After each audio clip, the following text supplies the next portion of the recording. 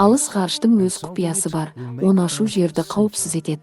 Міне сондықтан Еуропа ғарыш агенттігі бұрын бір ғарыш аппараты барған орынға Гера миссиясын жөнелтпек.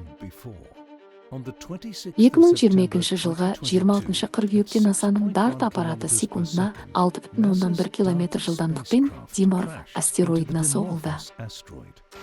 Соқтығысу нәтижесінде біздің күн жүйесінің бір бөлшегі өзгерді.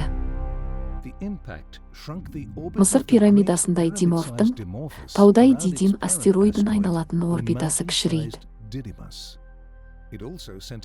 Бұл ғаламат эксперименттің мақсаты жерге жақындап келе жатқан қауіпті астероидқа ғарыш аппаратын соғу арқылы оның бағытын бұрып жіберу мүмкіндігін дәлелдеу еді. DART табысқа жетті, бірақ ғалымдарға әлі көп нәрсе белгісіз. Диморфтың дәл массасы мен құрамы қандай?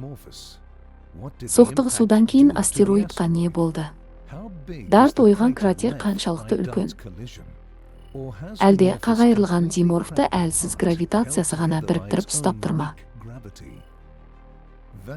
Сондықтан Иғаның Hera миссиясына оралайық.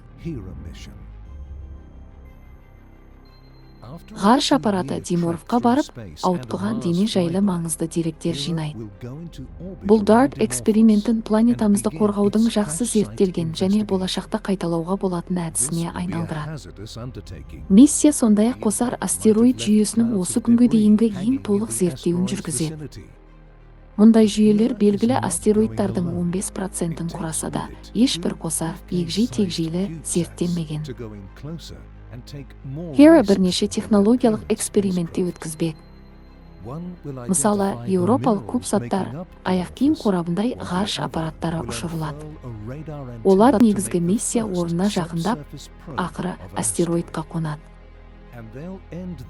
Визуал навигация негізінде басты ғарыш аппаратын автономды басқару сынағы өткізіледі.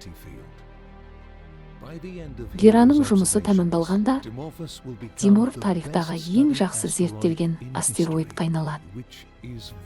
Бұл өте маңызды, өйткені сондай дене жерге соқса, бүтін бір қаланы тып-типыл етер еді.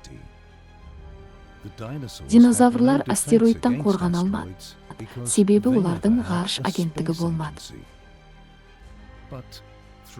Hera бізге осындай қатерді азайтып, ғарышты қауіпсіздеу ету тәсілдерін үйренуге көмектеспек.